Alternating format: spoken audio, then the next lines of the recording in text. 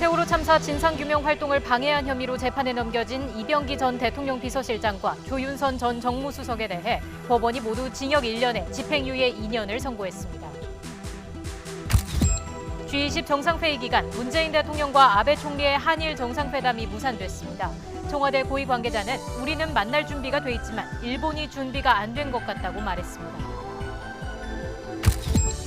우정노조는 조합원 2만 8천여 명 가운데 94%가 투표에 참여해 93% 찬성으로 파업을 가결했습니다. 노조는 집배원 증원과 완전한 주 5일제 요구가 관철되지 않으면 다음 달 9일 총파업에 나서겠다고 밝혔습니다. 서울시가 오늘 아침 대한애국당의 천막 두동과 그늘막을 강제 철거했습니다. 하지만 애국당이 오후에 광화문 광장에 다시 농성 천막을 설치하면서 서울시가 다시 법적 조치에 나설지 주목됩니다. 충북 진천 국가대표 선수촌 인사위원회는 정희롱과 무단 외박 등으로 물의를 빚은 쇼트트랙 대표팀 선수와 코치진 전원에 대해 한 달 동안 선수촌 퇴촌 결정을 내렸습니다.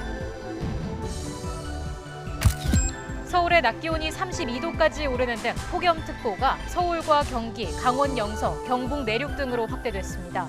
이번 더위는 내일 낮 남부지방에 비가 내리면서 점차 누그러질 전망입니다.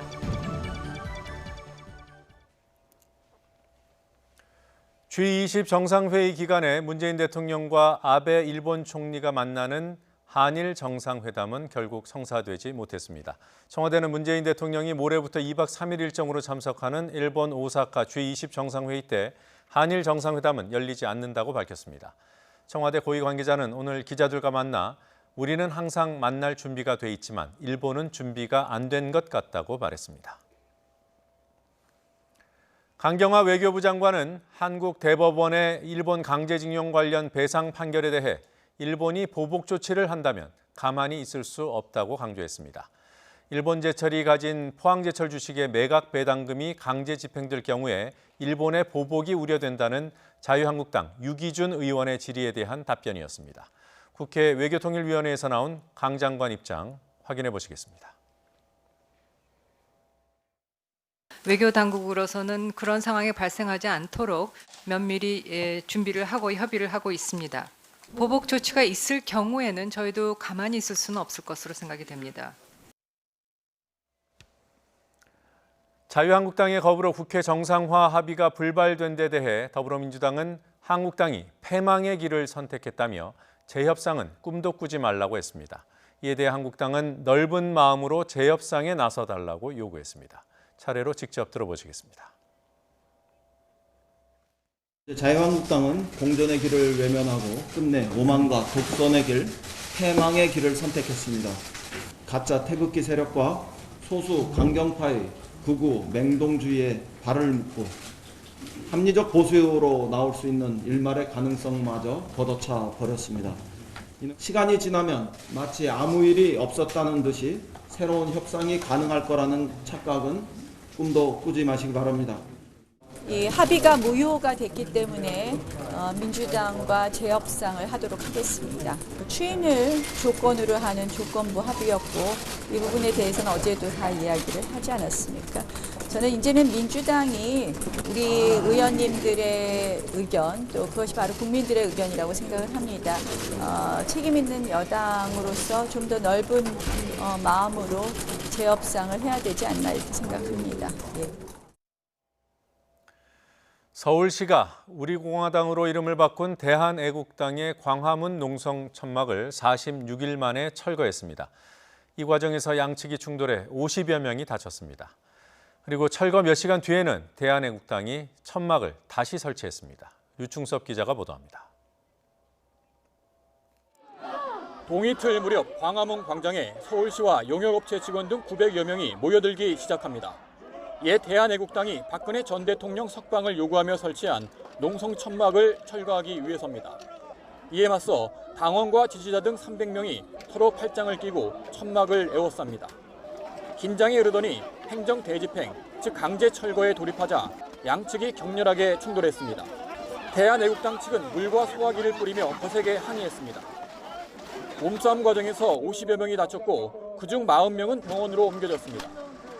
또 공무집행 방해와 폭력 등의 혐의로 양측에서 4명이 체포됐습니다. 행정 대집행 1시간 20분 만에 천막과 그늘막은 모두 철거됐습니다. 하지만 대한애국당 일부 지지자들은 광장에 누워 저항했습니다. 이후 2시간여 동안 양측은 대치했지만 더는 충돌하지 않고 행정 대집행은 마무리됐습니다. 이로써 지난달 10일 무단 설치된 천막은 46일 만에 철거됐습니다. 최근 우리 공화당으로 당명을 바꾼 대한애국당 측은 행정 집행을 맹비난했습니다. 저렇게 많이 다친 것은 사람들이 안에 누워 있는데 거기서 그냥 뜯어버렸잖아요. 나무에 찍혀가지고 저렇게 다친 거예요. 그러니까 이것은 법적 조치하겠습니다. 서울시는 법에 따라 광장을 시민에게 돌려주기 위한 불가피한 조치라고 밝혔습니다. 불법 시설물을 철거를 하는 게 저희 오늘 목적이었습니다. 그래서 대부분의 불법 시설물은 철거가 됐고 앞으로 이 광화문 광장은 누구든지 자유롭게 쉴 수 있고 즐길 수 있는 그런 광장으로 만들려고 합니다. 또 철거 비용 2억 원을 옛 대한한국당에 청구하고 광장을 무단으로 점거한 데 따른 변상금도 별도로 부과하기로 했습니다. 대한애국당은 그러나 철거 몇 시간 뒤 광화문 광장에 천막을 새로 설치하고 농성을 재개해 양측 갈등은 풀리지 않고 있습니다. YTN 유충섭입니다. 쇼트트랙 국가대표팀이 훈련 중 발생한 성희롱 사건으로 충북 진천 국가대표 선수촌에서 전원 퇴촌됐습니다. 진천 국가대표 선수촌은 인사심의위원회를 열고 남녀 대표 선수와 코치진 전원을 한 달 동안 선수촌에서 쫓아내기로 결정했습니다. 선수촌은 훈련 중 다른 선수들이 보는 앞에서 남자 선수가 다른 남자 후배의 바지를 벗겼고 모멸감을 느낀 후배가 성희롱을 당했다며 신고하는 사건이 발생했다고 밝혔습니다. 또 자체 조사 결과 무단 외박 등 선수단 전체의 기강 해이가 심각한 수준이라고 판단했습니다. 앞서 지난 2월에도 쇼트트랙 대표팀은 남자 선수가 여자 숙소에 몰래 들어갔다 발각돼 1개월 출전 정지 징계를 받는 등 무리를 빚었습니다. 아프리카 돼지열병의 국내 유입을 막기 위해 정부가 방역에 총력을 기울이는 가운데 삼척에서 발생한 이른바 해상판 노크 귀순이 논란이 되고 있습니다. 북한 어선에 대한 돼지열병 검역이 부처 간 소통 부재로 뒤늦게 실시된 것으로 드러났습니다. 천상규 기자의 보도입니다. 북한 주민 4명이 목선을 타고 동해안 삼척항에 정박한 것은 지난 15일. 북한은 아프리카 돼지열병이 만연하고 있는 중국과 베트남 등과 같이 국경 검역을 강화해야 할 대상 국가입니다. 앞서 북한은 지난달 25일 중국 접경 지역인 자강도의 협동농장에서 아프리카 돼지열병이 발병해 돼지 77마리가 폐사했다고 공식적으로 세계동물보건기구에 보고했습니다. 사정이 이른데도 국방부와 국가정보원은 북한 목선의 국내 입항 사실을 축산방역당국인 농림축산식품부에 알리지 않았습니다. 결국 선박이 정박한 지 5일 후인 지난 20일 농식품부는 이계호 장관 명의로 국가정보원장과 국방부 장관에게 공문을 보내 북한 어선에 대한 검역 협조를 요청했습니다. 농식품부는 공문에서 아프리카 돼지열병 발생국인 북한 어선의 삼척항 입항을 언론 보도를 통해 확인했다고 밝히면서 북한 어선과 사람에 대해 검역할 수 있도록 협조해달라고 요청했습니다. 국무총리가 앞장서서 아프리카 돼지열병 방역을 독려하고 있지만 정부 부처 간 정보 교류 미비와 소통 부재로 검역 작업이 6일이나 지연된 21일 끝났습니다. 다행히 배 안에선 쌀 등 곡물만 발견됐고 아프리카 돼지열병을 전파할 수 있는 육류 가공품은 발견되지 않았지만 정보당국의 대처 과정이 허술했다는 지적이 나오고 있습니다. 북한 어선 입항을 둘러싸고 당국의 축소 은폐 논란과는 별도로 국민의 생명과 재산에 중요한 검역 작업은 뒷전이었다는 비난을 피할 수 없게 됐습니다. YTN 천상규입니다. 세월호 참사 진상규명 활동을 방해한 혐의로 재판에 넘겨진 조윤선 전 청와대 정무수석 등이 실형을 면했습니다. 서울 동부지방법원은 오늘 오후 2시부터 직권남용 혐의 등으로 기소된 조 전 수석과 이병기 전 대통령 비서실장 등 5명에 대한 선고 공판을 진행했습니다. 법원은 조 전 수석에겐 징역 1년에 집행유예 2년을 선고했고 이 전 실장에게는 징역 1년, 집행유예 2년을 선고했습니다. 김영석 전 해양수산부 장관은 징역 2년에 집행유예 3년을 선고받았고 안종범 전 경제수석은 무죄를 선고받았습니다. 조 전 수석 등은 특조위 내부 상황과 활동 동향을 파악하고 특조위 활동을 방해할 방안 마련과 실행까지 지시한 혐의 등을 받고 있습니다. 전국 우정노동조합이 쟁의행위 찬반 투표를 실시해 93%의 찬성으로 파업을 결정했습니다. 전국 우정노조는 오늘 오전 서울 여의도 한국노총에서 기자회견을 열고 이 같은 투표 결과를 발표했습니다. 발표를 보면 우정노조 전체 조합원 2만 8천여 명 가운데 94%가 투표에 참여해 93%의 찬성으로 쟁의행위를 가결했습니다. 우정노조는 중앙노동위원회에 쟁의 조정을 신청하고 중노위 조정과 절충 교섭을 병행하고 있지만 조정 기간이 끝나는 내일까지도 교섭이 결렬되면 오는 9일 전면 총파업에 돌입할 수밖에 없다고 밝혔습니다. 우정노조는 최근 2달 사이 30대와 40대 집배원 2명이 연이어 과로사하는 등 문제가 매우 심각한 만큼 국회가 열리는 대로 집배원 증원에 대한 추경 예산 편성을 해달라고 요구했습니다. 지난해 맞벌이 가구가 다른 연령대보다 5, 60대에서 더 많이 증가한 것으로 나타났습니다. 통계청의 2018년 하반기 지역별 고용조사를 보면 지난해 50살에서 64살 사이 맞벌이 가구는 236만 가구로 1년 전보다 12만 가구 증가했습니다. 30대가 전년보다 15,000 가구, 40대는 2만 8천 가구씩 늘어난 것보다 증가폭이 훨씬 큰 것입니다. 65살 이상인 맞벌이 가구도 5만 5천 가구 늘어난 9만 9천 가구로 집계됐습니다. 지난해 기준 전체 맞벌이 가구 수는 567만 5천 가구로 재작년보다 21만 9천 가구 증가했습니다. 이란의 미군 무인기 격추에 보복 공격을 준비하다가 직전에 포기한 트럼프 대통령이 이란에 대해 추가 제재에 나섰습니다. 트럼프 대통령은 이번 제재는 이란의 최고 지도자 하메네이를 겨냥한 것이라고 밝혔습니다. 이동우 기자입니다. 이란의 미군 무인기 격추에 보복 공격을 준비했던 트럼프 미국 대통령이 이란에 대한 추가 제재안에 서명하면서 이번 조치는 이란 최고 지도자를 겨냥한 것이라고 강조했습니다. The assets of Ayatollah Khomeini and his office will not be spared from the sanctions. These measures represent a strong and proportionate response to Iran's increasingly provocative action. 미국 정부가 이란 최고 지도자 하메네이를 제재 대상 명단에 올린 것은 이란 정부의 합법성과 주권은 물론 통치 체제 자체를 부정한다는 의미로 풀이됩니다. 신정 일치 국가인 이란에서 최고 지도자는 권력의 정점일 뿐 아니라 신의 대리인이기 때문입니다.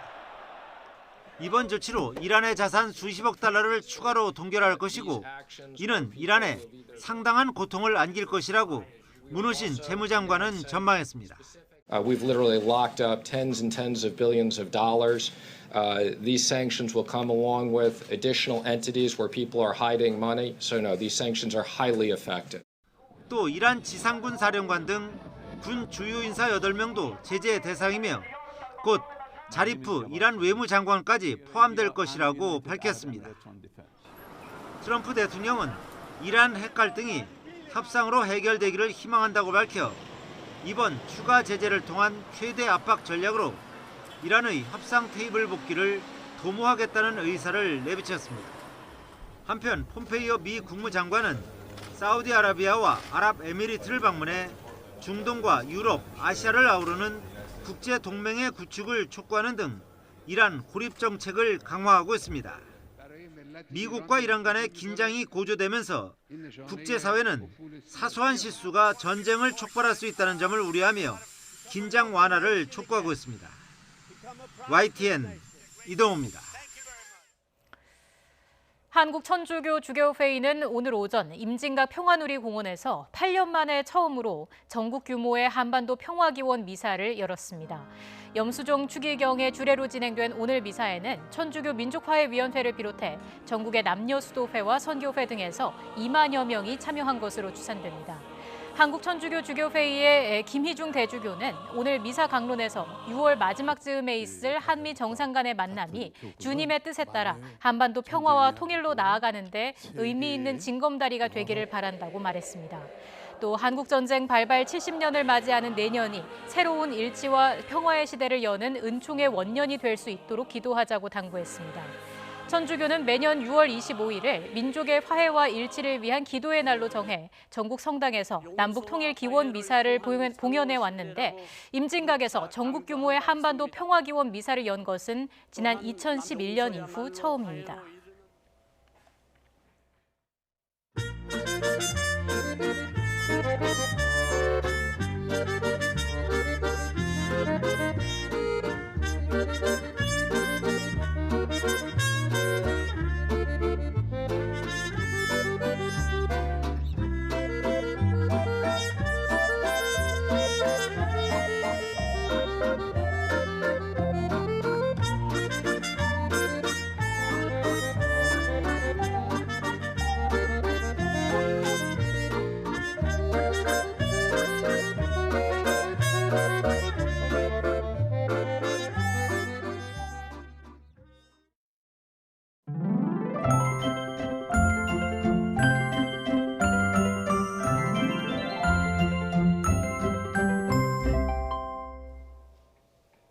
중부와 경북 곳곳에 폭염주의보가 내려진 가운데 오늘도 33도 안팎의 폭염이 맹위를 떨치고 있습니다.